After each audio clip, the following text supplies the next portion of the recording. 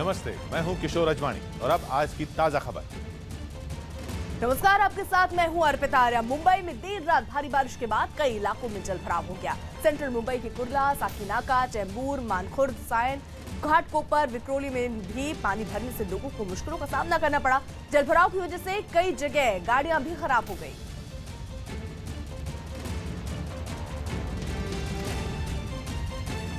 एक तरीके से कहा जाए तो इस बारिश में बीएमसी की पोल खुल गई। कुछ ही घंटों की इस बारिश ने बीएमसी की पोल खोल दी। कई इलाकों में जलभराव हुआ। हालांकि बारिश के मौसम आने से पहले ही इस बात को लेकर भी मुंबई में जो पार्टियां हैं वो ये दावा कर रही थी कि इस बार कोई भी जलभराव जैसी समस्या नहीं होगी। उससे निपटने के लिए तमाम व्यवस्था करी गई है। लेकिन जैसे ही एक घंटे की भी बारिश हुई, पोल खुल गई यहाँ बीएमसी की और जगह जगह जलभराव, जिसके कारण यातायात प्रभावित हुआ। वाहन वहां बहते हुए नजर आए। कई घंटों तक जाम लगा रहा। बारिश की वजह से कई गाड़ियां भी पलट गई। कई इलाकों में जलभराव, लोग काफी परेशान। मुंबई में हालांकि मौसम विभाग ने ये कहा है कि 24 घंटे और बारिश हो सकती है। स्थिति अभी भी वहां पर ऐसी है कि रुक रुक कर बारिश हो रही है। मुंबई में कुछ घंटे की बारिश के बाद जलभराव हो गया। पानी की वजह से सड़कों पर से गाड़ियां नदारद रहीं। कहीं कहीं बारिश से गाड़ियां सड़कों पर पलट भी गई।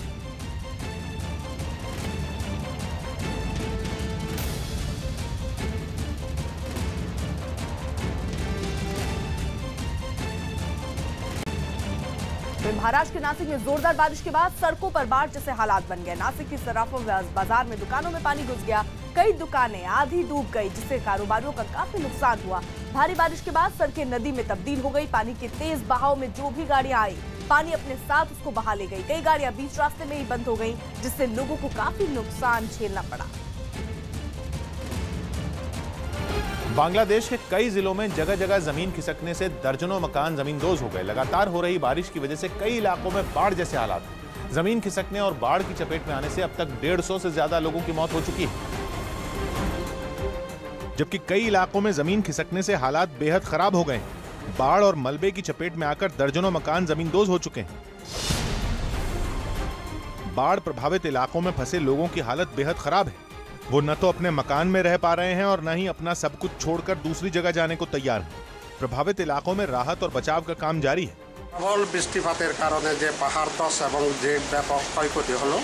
इसी दौरान बचाव दल को मलबे में दबा एक शख्स मिला, जिसे बचाने के लिए लोग उसकी छाती को पंप करने लगे ताकि उसकी सांस वापस आ सके, लेकिन युवक को बचाया नहीं जा सका। तमाम घायलों को एम्बुलेंस की सुविधा नहीं मिल पाई तो लोग अपनी ही गाड़ी से अस्पताल पहुंचने लगे। भारी बारिश का सबसे ज्यादा असर रंगमती जिले पर दिखा, जहां अब तक 60 से ज्यादा लोगों की मौत हो चुकी है, जिसमें सेना के 5 जवान भी शामिल हैं। बांग्लादेश की राजधानी ढाका और चिटगांव समेत कई जिलों में भी मानसून की पहली बारिश के बाद से ही हालात खराब हैं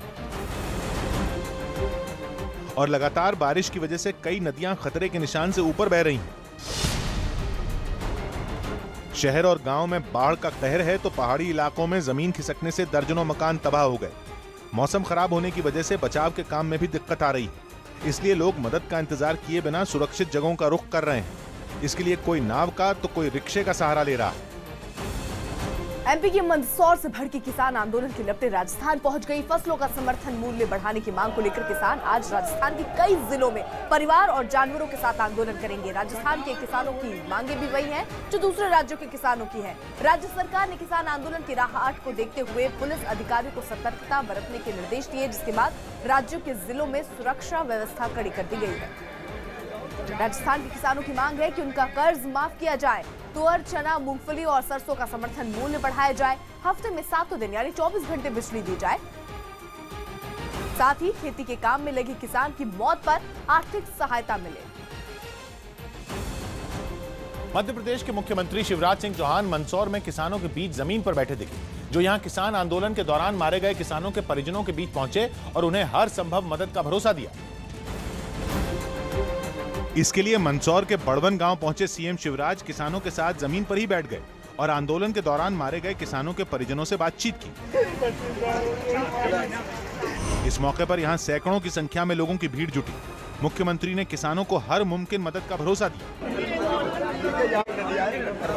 इससे पहले शिवराज सिंह चौहान चार्टर्ड विमान से मंदसौर पहुंचे, जहां से सड़क मार्ग से बड़वन गांव के लिए रवाना हुए। इस दौरान मुख्यमंत्री ने मीडिया से बातचीत नहीं की। और सीधे पीड़ितों के पास पहुंचे, जहां शिवराज ने किसान घनश्याम धाकड़ के परिजनों से मुलाकात की और फिर यहां से दूसरे मृतक किसान के गांव रवाना हुए, जहां उन्होंने बंद कमरे में मृतक किसान के परिजनों से मुलाकात की और उन्हें हर मुमकिन मदद दिलाने का भरोसा दिया। जिस वक्त शिवराज यहां पीड़ित परिवार से बात कर रहे थे, घर के बाहर भारी भीड़ जमा हो गई। यहां पहुंचे लोग अपने हाथों में कागज के पर्चे लेकर पहुंचे और जैसे ही सीएम बाहर निकले, इन कागजों को उन्हें देने की कोशिश की। उनसे मिलने आया था, संवेदना प्रकट करने आया था। मुख्यमंत्री शिवराज सिंह को अपने बीच पाकर पीड़ित परिवार भी खासे संतुष्ट दिखे। तुम्हारी जो सारी समस्या है मैं पूरी करूंगा और जो भी आपके जो खेत गिरवे पड़े हैं वो मैं छुड़वाऊंगा। उन्होंने जो सोच रखा वो सही है साहब। शिवराज सिंह ने पीड़ित परिवार से मिलकर उनका दर्द बांटा और माहौल सामान्य करने की कोशिश की, ताकि किसान सुखी रहे बेचारे। शिवराज सिंह ने पुलिस फायरिंग में मारे गए हर किसान के परिवार से मुलाकात की और उन्हें मदद का भरोसा दिया। लेकिन विपक्ष को शिवराज सिंह का यह अंदाज रास नहीं आया। कांग्रेस ने मुख्यमंत्री पर दोहरा रवैया अपनाने का आरोप लगाया और सरकार को किसानों की समस्याएं हल करने की नसीहत दी। राहुल गांधी जी जाना चाहते थे, उनको रोका, लेकिन मुख्यमंत्री जाएंगे और वो भी बिना किसी आश्वासन के। मूलभूत समस्या उनका निदान करो, तभी वहां जाना सार्थक है, वरना नहीं। मुख्यमंत्री ने बड़ा विलंब कर दिया इसमें, उन्हें तो उसी वक्त जाना चाहिए था जब गोलियां चली थी। बहरहाल देर आए दुरुस्त आए। वहीं कांग्रेस नेता ज्योतिरादित्य सिंधिया ने 72 घंटे का सत्याग्रह शुरू कर दिया।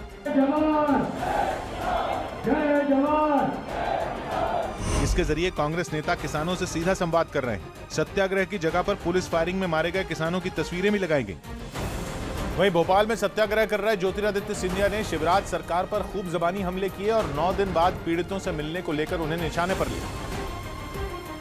जो आज शासन में मध्य प्रदेश में बैठी है, मैं पूछना चाहता हूं कि क्या हक है उस सरकार को किसी भी अन्नदाता की जान लेने का? क्या हक बनता है? इस बीच मध्य प्रदेश में फिलहाल माहौल शांत है, लेकिन सियासत का असर सड़कों पर अब भी दिख रहा है। इसकी तस्वीर दिखी मध्य प्रदेश के मैहर में, जहां किसानों और कांग्रेस कार्यकर्ताओं ने हाईवे जाम कर दिया और सड़क पर सब्जियां फेंककर विरोध जताया। आंदोलन की वजह से करीब 2 घंटे तक हाईवे पर ट्रैफिक ठप रहा। हालांकि इस बीच मध्य प्रदेश पुलिस ने किसान आंदोलन के दौरान भड़काऊ बयानबाजी करने वाले नेताओं पर भी सख्ती बढ़ा दी है। इस कड़ी में कांग्रेस की विधायक शकुंतला खटीक के ठिकानों पर छापेमारी की गई। वहीं मध्य प्रदेश सरकार ने साफ कर दिया कि आंदोलन के दौरान दर्ज केस वापस नहीं लिए जाएंगे। पुलिस को तो छोड़ने का अधिकार है नहीं। जिनकी कोर्ट से बेल हो जाएगी उनको वो छूट जाएंगे, जिनकी कोर्ट से बेल नहीं होगी वो जेल रहेंगे। वैसे इससे पहले मुख्यमंत्री शिवराज सिंह चौहान ने किसान आंदोलन के दौरान दर्ज किए गए केस वापस लेने का ऐलान किया था। वहीं मध्य प्रदेश में हुए किसान आंदोलन को कांग्रेस दूसरे राज्यों तक पहुंचाने की कोशिश में है। इस कड़ी में राजस्थान में कांग्रेस कार्यकर्ता सड़क पर उतरे और किसानों की कर्ज माफी की मांग को लेकर पूरे प्रदेश में प्रदर्शन किया। राज्य के सभी जिला मुख्यालयों में जुटे कांग्रेस कार्यकर्ताओं ने जगह जगह रैली निकाली और कलेक्टर के दफ्तर के बाहर प्रदर्शन किया। किसानों के कर्जे माफ नहीं हुए तो पूरे प्रदेश में कांग्रेस पार्टी सड़कों पर उतरेगी। कांग्रेस नेताओं ने मांगे न माने जाने पर बड़े आंदोलन की चेतावनी भी दी। वहीं कांग्रेस ने उत्तर प्रदेश में भी किसानों के जरिए सियासी लामबंदी का ऐलान किया। इसलिए इसके लिए कांग्रेस पश्चिमी उत्तर प्रदेश से हक मांगो अभियान शुरू करने जा रही है, जिसकी अगुवाई यूपी कांग्रेस के अध्यक्ष राज बब्बर करेंगे। पश्चिमी यूपी से शुरू होकर यह यात्रा पूरे यूपी में जाएगी। अभियान ये उन बहरों को सुनाने के लिए है, जनता को प्रचंड धोखा दिया। कांग्रेस ने केंद्र और राज्य सरकार पर किसानों से वादा खिलाफी के आरोप लगाए, लेकिन यूपी सरकार ने कांग्रेस के आरोपों को खारिज किया। गोरखपुर में यूपी के सीएम योगी आदित्यनाथ ने 1 महीने में किसानों को कर्ज माफी का सर्टिफिकेट देने का वादा किया और किसानों की फसल का उचित मूल्य देने का ऐलान किया। प्रदेश में पहली बार कोई सरकार आई जिस सरकार ने प्रदेश के अंदर किसानों को उनकी उपज का उचित दाम मिल सके, इसके लिए कार्य प्रारंभ किया। सरकार और विपक्ष में जारी आरोप प्रत्यारोप के बीच यूपी में भी किसानों को लेकर सियासत जोर पकड़ने लगी। ज्योतिरादित्य सिंधिया के उपवास का आज दूसरा दिन। कांग्रेस सांसद ज्योतिरादित्य सिंधिया के सत्याग्रह का आज दूसरा दिन है। इस दौरान सिंधिया ने केंद्र पर आरोप लगाया कि पिछले 3 साल में देश में 12,000 से ज्यादा किसानों ने खुदकुशी की। सीज फायर उल्लंघन को लेकर योग गुरु रामदेव ने पाकिस्तान को खरी खरी सुनाई। रामदेव का मानना है कि भारतीय जवान एक मुक्का भी लगा दे तो पाकिस्तान का वजूद खत्म हो जाएगा। कटिहार के बरारी से आरजेडी विधायक नीरज यादव पर एक रिपोर्टर के साथ गाली गलौज करने का आरोप लगा। रिपोर्टर ने पुल से जुड़ा हुआ सवाल विधायक से पूछा था। मुंबई के हज हाउस में बीजेपी की ओर से रोजा इफ्तार पार्टी का आयोजन किया गया, जिसमें सीएम देवेंद्र फडणवीस और बीजेपी नेता शहनवाज हुसैन मौजूद रहे। बीजेपी अध्यक्ष अमित शाह आज से 3 दिन के दौरे पर मुंबई जा रहे हैं, जहां वो शिवसेना प्रमुख उद्धव ठाकरे से मुलाकात कर सकते हैं। उत्तराखंड के हरिद्वार में 16 जून से भारतीय किसान यूनियन का 3 दिवसीय महाकुंभ होने जा रहा है, जिसमें सैकड़ों किसानों के पहुंचने की उम्मीद है। मध्य प्रदेश के भोपाल रेलवे स्टेशन पर एक शख्स की जान बाल बाल बच गई। सचखंड एक्सप्रेस से महाराष्ट्र जा रहा शख्स ट्रेन और पटरी के बीच फंस गया था। यूपी के जौनपुर में तेज रफ्तार रोडवेज बस के नदी में पलटने से 8 यात्रियों की मौत हो गई, जबकि 35 लोग घायल हो गए। हरियाणा के पटौदी में 2 बच्चों के कार में लॉक हो जाने पर दम घुटने से मौत हो गई। बच्चों के खेलते वक्त कार लॉक हो गई थी।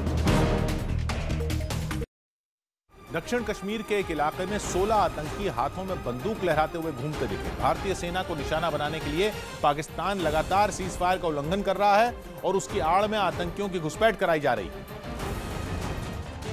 और सीमा पार से घुसपैठ करके आए 16 आतंकियों का एक वीडियो भी सामने आया है, जिसमें सभी आतंकी दक्षिण कश्मीर के एक खुले इलाके में हाथों में बंदूक लहराते दिख रहे हैं। वीडियो में सभी आतंकियों के चेहरे भी साफ नजर आ रहे हैं। सूत्रों के मुताबिक ये आतंकी लश्कर और हिज्ब से ताल्लुक रखते हैं और इनका मकसद कश्मीर में सेना के जवानों को निशाना बनाना है। और बीते रोज आतंकियों ने अपने मकसद को अंजाम देने की कोशिश भी की। इसके लिए कश्मीर में अलग अलग जगहों पर सेना, सीआरपीएफ और पुलिस पर आतंकी हमले किए गए। पहला हमला शाम 6 बजे त्राल में सीआरपीएफ के कैंप पर किया गया, जब कुछ नकाबपोश आतंकी सीआरपीएफ की 180वीं बटालियन के कैंप पर ग्रेनेड फेंककर वहां से फरार हो गए। इस हमले में सीआरपीएफ के 10 जवान घायल हुए, जिन्हें श्रीनगर में सेना के बेस अस्पताल में भर्ती कराया गया। इस आतंकी हमले की जिम्मेदारी हिजबुल मुजाहिदीन ने ली। दूसरा हमला मंगलवार रात 8 बजे पुलवामा में हुआ। यहां भी आतंकियों ने सीआरपीएफ की 130वीं बटालियन पर ग्रेनेड से हमला किया और वहां से फरार हो गए। लेकिन जवानों की मुस्तैदी की वजह से इस आतंकी हमले में कोई नुकसान नहीं हुआ। इसके बाद तीसरा हमला रात करीब 8:30 बजे पुलवामा पुलिस स्टेशन पर हुआ, जहां आतंकियों ने थाने के अंदर एक ग्रेनेड फेंक दिया। इस आतंकी हमले में 2 पुलिसकर्मी घायल हुए, जिन्हें तुरंत अस्पताल में भर्ती कराया गया। रात करीब 9 बजे अनंतनाग में आतंकियों ने चौथे हमले को अंजाम दिया, लेकिन इस हमले में कोई नुकसान नहीं हुआ। लेकिन कुछ देर बाद अनंतनाग में ही आतंकियों ने एक और हमले को अंजाम दिया और जम्मू कश्मीर उच्च न्यायालय के पूर्व जज मुजफ्फर हुसैन के घर पर तैनात सुरक्षा कर्मियों पर धावा बोल दिया और उनसे 4 राइफल लूटकर फरार हो गए। गनीमत यह रही कि हमले के वक्त मुजफ्फर हुसैन घर पर नहीं थे। छठे हमले को आतंकियों ने रात करीब 9:30 बजे अंजाम दिया और सोपोर में 22 राष्ट्रीय राइफल्स के कैंप पर ग्रेनेड फेंका, लेकिन सेना ने तुरंत जवाबी कार्रवाई की, जिससे डरकर आतंकी अंधेरे में फरार हो गए। 7वां और आखिरी हमला रात करीब 10 बजे त्राल में 42 राष्ट्रीय राइफल्स के कैंप पर किया गया, लेकिन यहां भी सेना ने हमले को नाकाम कर दिया। लेकिन आतंकियों ने सिलसिलेवार हमलों की कामयाबी का जश्न फिर भी मनाया और सुरक्षा कर्मियों से छीनी गई राइफल और मोबाइल को अपनी कामयाबी मानते हुए एक पोस्टर जारी किया, जिसमें उन्होंने सेना पर किए हमलों को ऑपरेशन सब्जार नाम दिया। हिज्ब के आतंकी सब्जार भट्ट को सेना ने त्राल में मार गिराया था, जिसके बाद सीमा पार बैठे आतंकी सरगना बौखला गए थे। बीजेपी नेता विजय सोनकर शास्त्री ने इन आतंकी हमलों को भी उनकी बौखलाहट का ही नतीजा बताया। ऐसे में ये उनकी बौखलाहट है, लेकिन हमारी सेना बराबर उनका जम करके और डट करके जवाब दे रही है। सीआरपीएफ के डीजी राजीव राय भटनागर ने भी साफ किया कि ऐसे कायराना हमले उनके जवानों के हौसले को नहीं डिगा सकते। आर जवान जो हैं इस समय उनका जो है मोराल बहुत हाई है और वो बहुत ही जो है वो डटकर और बहुत ही व्यावसायिक दक्षता के साथ, प्रोफेशनल कॉम्पिटेंस के साथ अपना काम कर रहे हैं। कुछ रक्षा विशेषज्ञों का मानना है कि पाकिस्तान अगर इसी तरह भारत में आतंकियों की घुसपैठ कराता रहा तो जल्द ही उसे इसके गंभीर परिणाम भुगतने होंगे, क्योंकि हमारी सेना हर आतंकी हमले का मुंह तोड़ जवाब देने के लिए पूरी तरह से तैयार है और सीज फायर उल्लंघन की आड़ में पाकिस्तान जो पैंतरा अपना रहा है उसका भी हमारे जवान बखूबी जवाब दे रहे हैं। इस बीच पाकिस्तान को जवाब देने योग गुरु बाबा रामदेव भी सामने आए और उसे 2 टूक शब्दों में सुधरने की नसीहत दी। हमारी सेना बहुत मजबूत है और हिंदुस्तान इतना मजबूत है एक एक मुट्ठी उठा करके भी पाकिस्तान पर डालें तो पाकिस्तान दफन हो सकता है। फिल्म अभिनेता सलमान खान ने भी पाकिस्तान को उसकी हरकत पर लताड़ा और वहां के राजनेताओं को ऐसी हरकतों से बाज आने की नसीहत दी। जो ऑर्डर करते हैं जंग को, उनको सामने खड़ा कर देना चाहिए कि ये लोग आए बंदूकें पकड़ो, पहले आप लड़ो, एक दिन के अंदर बंद हो जाएगा, पैर कांपने शुरू हो जाएंगे, हाथ कांपने शुरू हो जाएंगे। हालांकि कांग्रेस नेता राज बब्बर ने कहा कि घाटी के माहौल को सुधारने के लिए सरकार को कश्मीर के लोगों को भरोसे में लेना होगा। लंदन की ग्रेनफेल टावर में आग लगने से मरने वालों की संख्या 12 पहुंच गई है। 24 मंजिला इमारत में लगी आग इतनी भयानक थी कि लोगों को समझ नहीं आ रहा था कि वो बचने के लिए ऊपर जाए या नीचे। चश्मदीदों के मुताबिक आग दूसरे मंजिल के एक फ्लैट में फ्रिज में लगी थी, जिसने पहले तो पूरे फ्लैट को अपनी चपेट में लिया और सिर्फ आधे घंटे में पूरी इमारत धू-धू कर जलने लगी। आग बुझाने के लिए दमकल की 40 गाड़ियां और 200 से ज्यादा कर्मचारियों को लगाया गया, लेकिन दमकल कर्मियों की तमाम कोशिशों के बावजूद आग पूरी तरह नहीं बुझ पाई। आम आदमी पार्टी नेता दिलीप पांडे के एक ट्वीट ने दिल्ली की सियासत में उबाल पैदा कर दिया, क्योंकि इस ट्वीट को निशाना बने आम आदमी पार्टी के ही नेता कुमार विश्वास, जिन्हें लेकर दिलीप पांडे ने ट्वीट किया, जिसमें दिलीप पांडे ने कुमार विश्वास पर इशारों में बीजेपी पर नरमी बरतने का आरोप लगा दिया और लिखा कि भैया आप कांग्रेसियों को खूब गाली देते हो, पर कहते हो कि राजस्थान में वसुंधरा के खिलाफ नहीं बोलेंगे, ऐसा क्यों? अपने ट्वीट के बाद दिलीप पांडे ने सफाई भी दी, लेकिन बुनियादी सवाल पर कायम रहे। कांग्रेस के नेताओं पे तो निजी हमला जायज़ है, लेकिन बीजेपी के नेताओं पे कोई हमला नहीं होगा निजी, ये बात मेरी समझ से बाहर हो रही थी। दिलीप पांडे ने दलील दी कि ऐसा उन्होंने कार्यकर्ताओं के बीच भ्रम की स्थिति पैदा न होने के लिए किया है। लेकिन दिलीप पांडे के ट्वीट और बयान ने आम आदमी पार्टी के भीतर चल रहे घमासान का इशारा एक बार फिर दे दिया, जिसके बाद आम आदमी पार्टी के पूर्व नेता कपिल मिश्रा ने केजरीवाल को घेर लिया और दिलीप पांडे के किए गए ट्वीट को केजरीवाल की बोली करार दिया। दिलीप पांडे अरविंद केजरीवाल की मर्जी के बगैर कुछ नहीं करते, ये अरविंद केजरीवाल जी के कहने पर किया गया है और अब ये थोड़े दिनों में कहने लगेंगे कि कुमार विश्वास बीजेपी के एजेंट है। कपिल मिश्रा ने कुमार विश्वास के खिलाफ साजिश की आशंका भी जताई।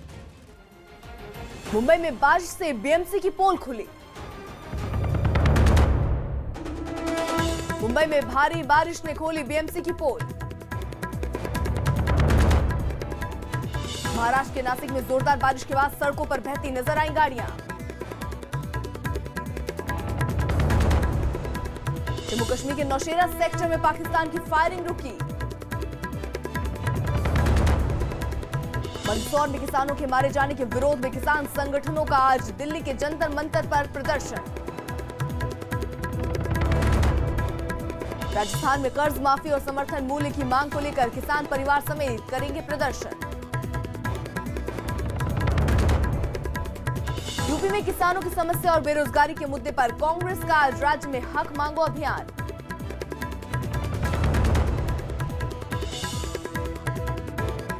मध्य प्रदेश में किसानों की हड़ताल के बाद जीएसटी के विरोध में आज व्यापारियों के बंद का ऐलान।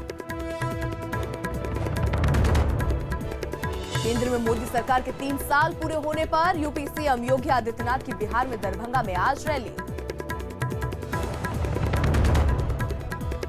न्यूज 18 इंडिया से आरजेडी अध्यक्ष लालू यादव ने कहा विपक्ष एकजुट होगा और 2019 का दूल्हा भी तय कर लेंगे।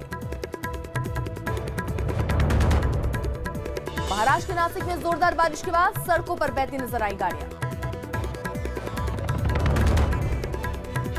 सऊदी अरब के शासक ने पाकिस्तान के पीएम नवाज शरीफ से पूछा आतंकवाद पर सऊदी अरब के साथ या कतर के साथ।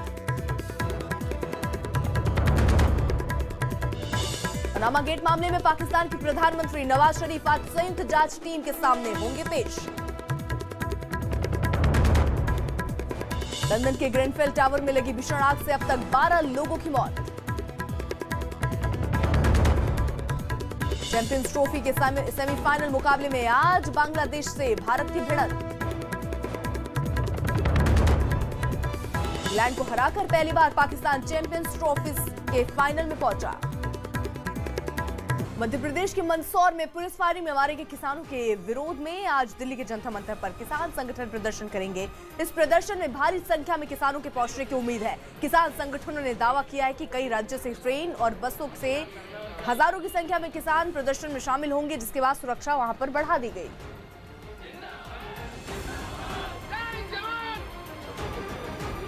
अमित पांडे हमारे साथ हमारे सहयोगी इस वक्त जुड़ चुके हैं। अमित, क्या जानकारी?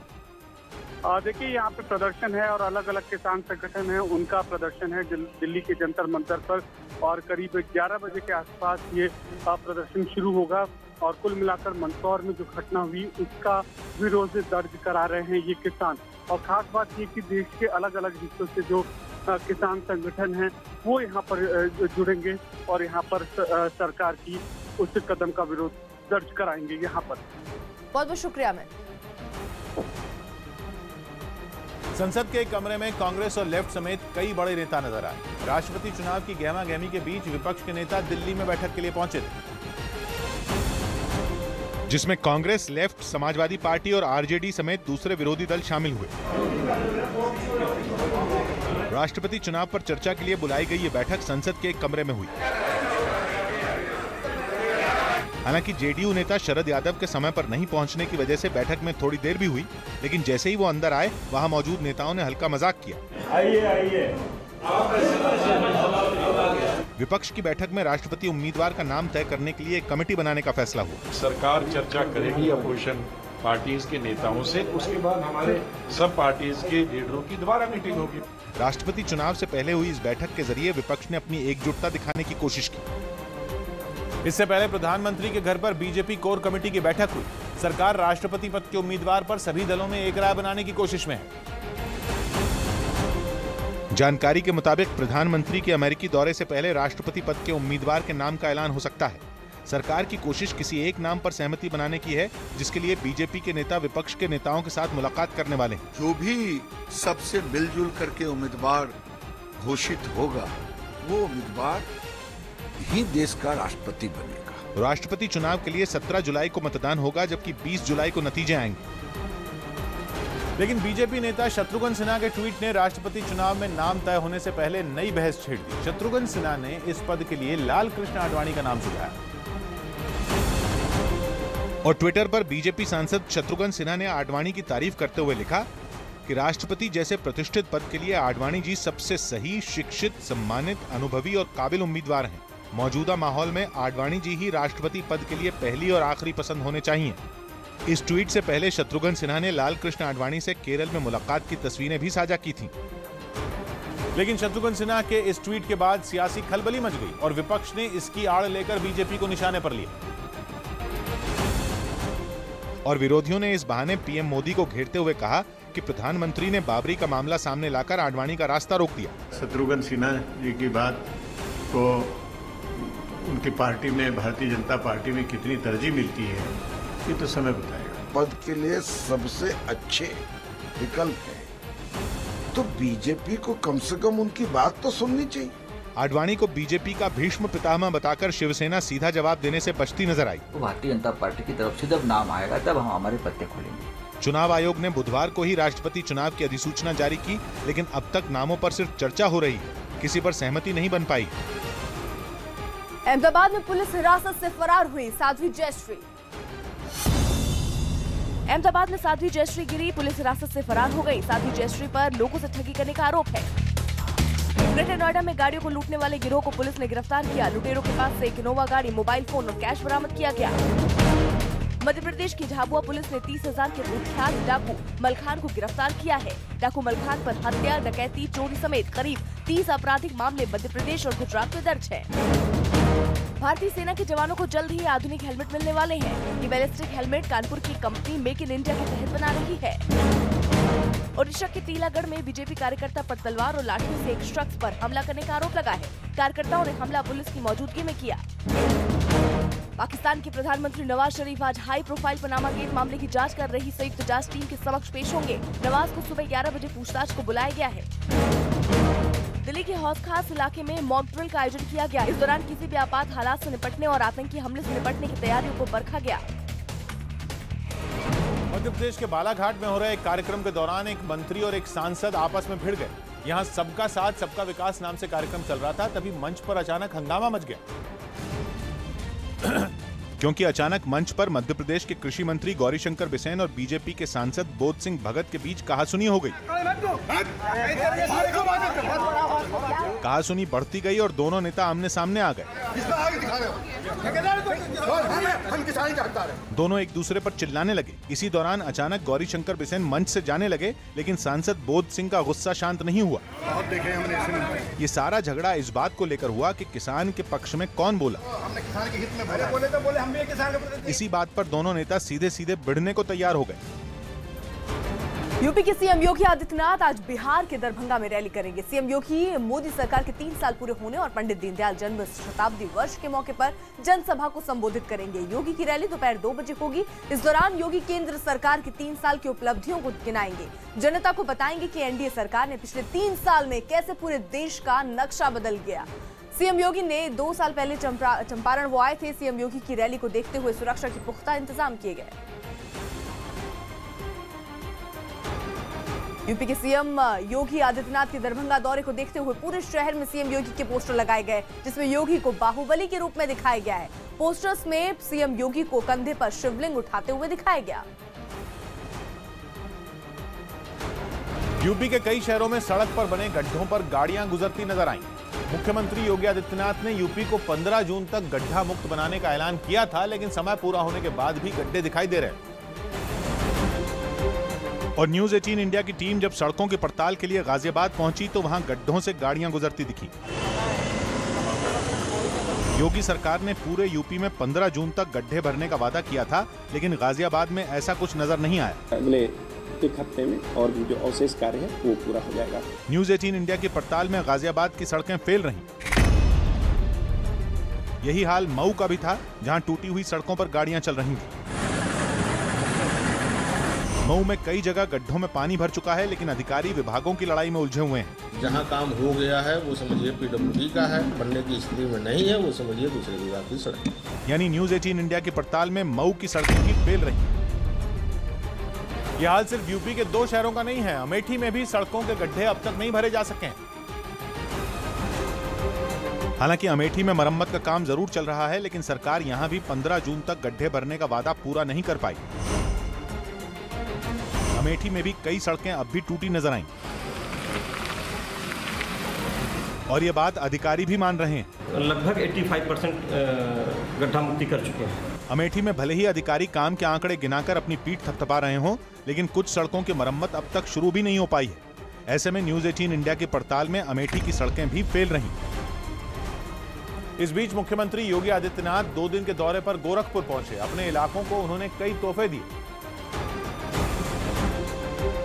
और सीएम योगी के इस दौरे पर गोरखपुर एयरपोर्ट को एक नया टर्मिनल मिला, जिसका उद्घाटन उन्होंने खुद किया। इस कार्यक्रम में उनके साथ केंद्रीय मंत्री जयंत सिन्हा भी मौजूद थे।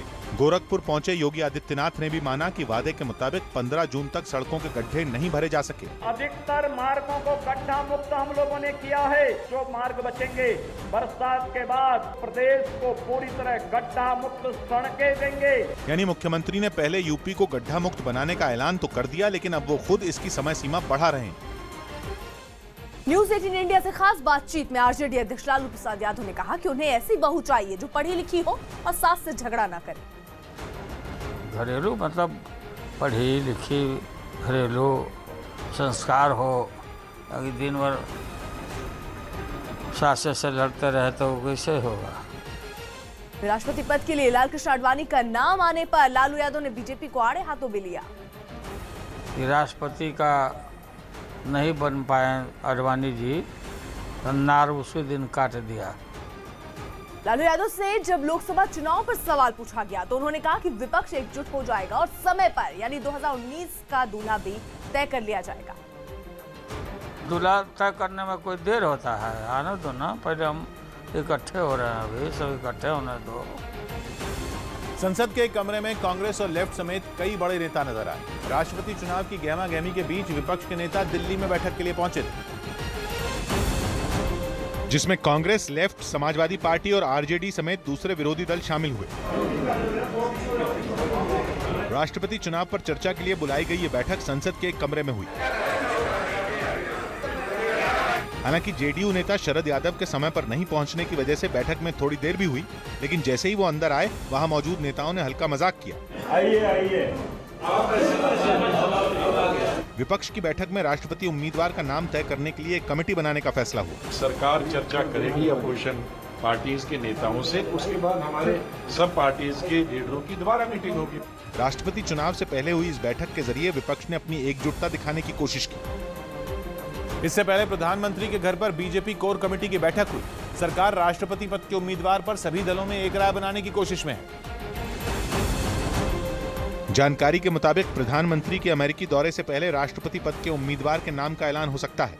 सरकार की कोशिश किसी एक नाम पर सहमति बनाने की है, जिसके लिए बीजेपी के नेता विपक्ष के नेताओं के साथ मुलाकात करने वाले हैं। जो भी सबसे मिलजुल करके उम्मीदवार घोषित होगा, वो उम्मीदवार ही देश का राष्ट्रपति बनेगा। राष्ट्रपति चुनाव के लिए 17 जुलाई को मतदान होगा, जबकि 20 जुलाई को नतीजे आएंगे। लेकिन बीजेपी नेता शत्रुघ्न सिन्हा के ट्वीट ने राष्ट्रपति चुनाव में नाम तय होने से पहले नई बहस छेड़ दी। शत्रुघ्न सिन्हा ने इस पद के लिए लाल कृष्ण आडवाणी का नाम सुझाया और ट्विटर पर बीजेपी सांसद शत्रुघ्न सिन्हा ने आडवाणी की तारीफ करते हुए लिखा कि राष्ट्रपति जैसे प्रतिष्ठित पद के लिए आडवाणी जी सबसे सही, शिक्षित, सम्मानित, अनुभवी और काबिल उम्मीदवार हैं। मौजूदा माहौल में आडवाणी जी ही राष्ट्रपति पद के लिए पहली और आखिरी पसंद होने चाहिए। इस ट्वीट से पहले शत्रुघ्न सिन्हा ने लाल कृष्ण आडवाणी से केरल में मुलाकात की तस्वीरें भी साझा की थीं। लेकिन शत्रुघ्न सिन्हा के इस ट्वीट के बाद सियासी खलबली मच गई और विपक्ष ने इसकी आड़ लेकर बीजेपी को निशाने पर लिया और विरोधियों ने इस बहाने पीएम मोदी को घेरते हुए कहा कि प्रधानमंत्री ने बाबरी का मामला सामने लाकर आडवाणी का रास्ता रोक दिया। शत्रुघ्न सिन्हा जी की बात को उनकी पार्टी में, भारतीय जनता पार्टी में कितनी तरजीह मिलती है, ये तो समय बताएगा। पद के लिए सबसे अच्छे विकल्प है तो बीजेपी को कम से कम उनकी बात तो सुननी चाहिए। आडवाणी को बीजेपी का भीष्म पितामह बताकर शिवसेना सीधा जवाब देने से बचती नजर आई। तो भारतीय जनता पार्टी की तरफ से जब नाम आएगा तब हम हमारे पत्ते खोलेंगे। चुनाव आयोग ने बुधवार को ही राष्ट्रपति चुनाव की अधिसूचना जारी की, लेकिन अब तक नामों पर सिर्फ चर्चा हो रही है, किसी पर सहमति नहीं बन पाई। बिहार के समस्तीपुर में बीए की परीक्षा में खुलेआम नकल हो रहा है। जिले के समस्तीपुर इंटर कॉलेज और संत कबीर कॉलेज में छात्र शिक्षकों की मौजूदगी में खुलेआम नकल करते दिखे। दोनों कॉलेज में बीए थर्ड ईयर की परीक्षा चल रही थी। कॉलेज के प्रधानाचार्य से जब नकल के बारे में पूछा गया तो जवाब में कॉलेज में नकल की बात से इनकार किया गया। हाल ही में इंटर की परीक्षा में भी ऐसी ही तस्वीरें सामने आई थी। दिल्ली में लालू यादव मीडिया के सवालों पर भड़क गए। दिल्ली पहुंचे आरजेडी अध्यक्ष लालू प्रसाद यादव से जब पत्रकारों ने आयकर विभाग की जांच पर सवाल पूछा तो वो भड़क गए।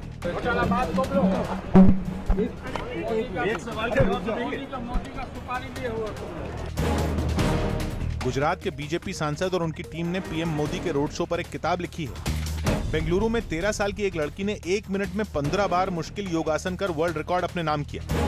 सूत्रों के हवाले से खबर है कि इलाहाबाद बैंक और पीएनबी के विलय की तैयारी लगभग पूरी हो गई है।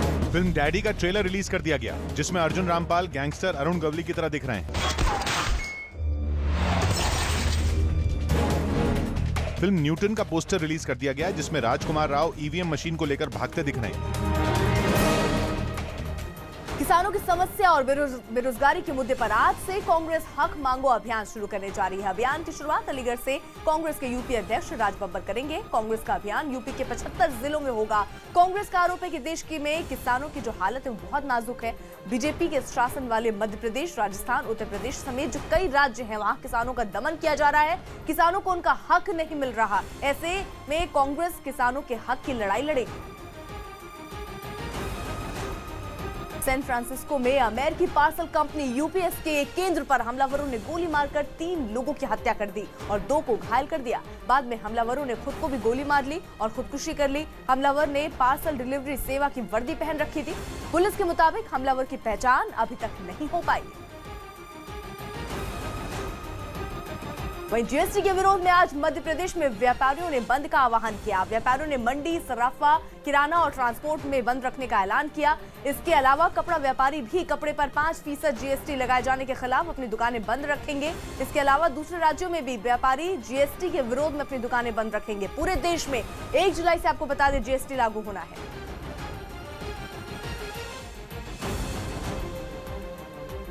देश भर के पेट्रोल पंप मालिकों की हड़ताल टल गई है। पेट्रोल पंप मालिक 16 जून से हड़ताल पर जाने वाले थे, लेकिन केंद्रीय मंत्री से बातचीत के बाद उन्होंने हड़ताल टालने का ऐलान किया। पेट्रोल पंप मालिकों के मुताबिक सरकार ने उनकी मांगें मान ली हैं। असल में 16 जून से पूरे देश में पेट्रोल डीजल की कीमतों में रोजाना बदलाव होगा। पहले तेल की कीमत में बदलाव आधी रात से लागू होता था, लेकिन पेट्रोल पंप मालिकों ने दाम में बदलाव सुबह 6 बजे से लागू करने की मांग की थी, जिसे सरकार ने मान लिया। हम लोगों ने आज तय किया कि हम लोगों ने जो कंपनियों ने जो निर्णय किया है, डेली प्राइसिंग होगी। अर्ली मॉर्निंग जब दिन में कामकाज व्यवहारिक तरीके से शुरू होगी, उसी समय सुबह 6 बजे से प्राइस नया लगेगी। चैंपियंस ट्रॉफी के सेमीफाइनल में आज भारत और बांग्लादेश के बीच मुकाबला खेला जाएगा। जो भी टीम जीतेगी फाइनल में उसकी टक्कर पाकिस्तान से होगी। कागज पर टीम इंडिया को काफी मजबूत माना जा रहा है। बल्लेबाजी टीम इंडिया की बहुत अच्छी है। रोहित शर्मा शिखर धवन की जोड़ी चैंपियंस ट्रॉफी में अब तक शानदार बल्लेबाजी कर रही है। कप्तान विराट कोहली, महेंद्र सिंह धोनी और युवराज सिंह का बल्ला भी अच्छा बोल रहा है। हार्दिक पांड्या ने लंबे समय से चली आ रही ऑलराउंडर की कमी को पूरा भी कर दिया। तेज गेंदबाजी में भारत के पास भुवनेश्वर कुमार, उमेश यादव, जसप्रीत बुमराह और स्पिन में रविंद्र जडेजा, आर अश्विन अच्छी गेंदबाजी कर रहे हैं, लेकिन बांग्लादेश उलटफेर करने में माहिर है। थिंकिंग हमेशा सेम रहती है और कोशिश यही रहती है कि हो सके तो टीम को अच्छी पोजीशन में लेके जाऊं या मैच जिताने की कोशिश करूं, और माइंडसेट मेरा चेंज नहीं होता है, डिफर नहीं होता है। सोमालिया की राजधानी मोगादिशु में एक मशहूर रेस्टोरेंट में आतंकियों ने 17 लोगों को मार दिया। आतंकियों ने सेना की वर्दी में घुसकर पहले संगठन अल शबाब ने ली है। पुलिस के मुताबिक हमले के शिकार ज्यादा लोग युवा थे जो पिज्जा हाउस में जा रहे थे। इतना ही नहीं, चश्मदीदों के मुताबिक जो लोग रेस्टोरेंट से बाहर भागने की कोशिश कर रहे थे, आतंकियों ने उन्हें अंदर जाने के लिए मजबूर किया। जम्मू कश्मीर में एक के बाद एक आतंकी हमले।